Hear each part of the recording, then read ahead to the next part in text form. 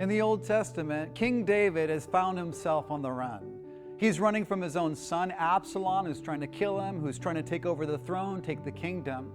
And so David here in Psalm 25 kind of sees himself as the cause for what's going down. Psalm 25:18, it says, look at my affliction and my pain. Some of us can kind of identify with that, right? Forgive all my sins. It seems that David has regret. He's saying, I don't want to be ashamed, but it certainly seems like there's regret in his heart and in his mind. He says the same in verse 11 of 25. He's asking for forgiveness. Pardon my iniquities. They're so great. So there's this awareness of his own humanity. There's this awareness of his own failings, this regret. But he does say in verse 19, consider my enemies, for they are many, and they hate me with a cruel hatred. Or another way of saying that would be, they hate me with a violent hatred. And so there's this genuine danger. Now, as we're listening to this, there's probably this feeling like, I'm safe, I'm okay, I'm at my couch.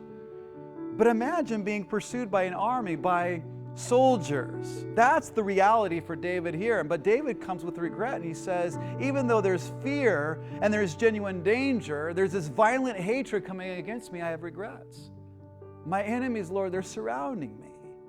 But he says in verse 20, keep my soul, deliver me, let me not be ashamed, for I put my trust in you. David, he's fleeing his own kingdom. He's being pursued by his own son, Absalom. He's fleeing and he's thinking, I got regrets. This is all because of my own sin. It's all because of what I did. He's thinking, I started this. This is payback. I deserve this. And I think sometimes you and I as believers do the same thing. Sometimes it's just so hard to settle back and receive God's mercy. It's so hard to settle back and receive God's grace. And realize that Jesus, He knew. He knew that I would wig out when I was driving after being cut off in traffic, that I would freak out, but He still saved me. The only person that's really surprised about the stupid thing that I did in traffic is, well, it's me. He's not surprised. Jesus is not up in heaven going, oh man, I got another lemon. Boy, this has been a bad year for lemons. No, He knew, and He saved us anyway.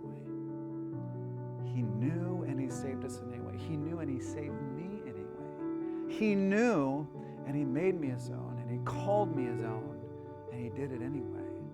Our Savior.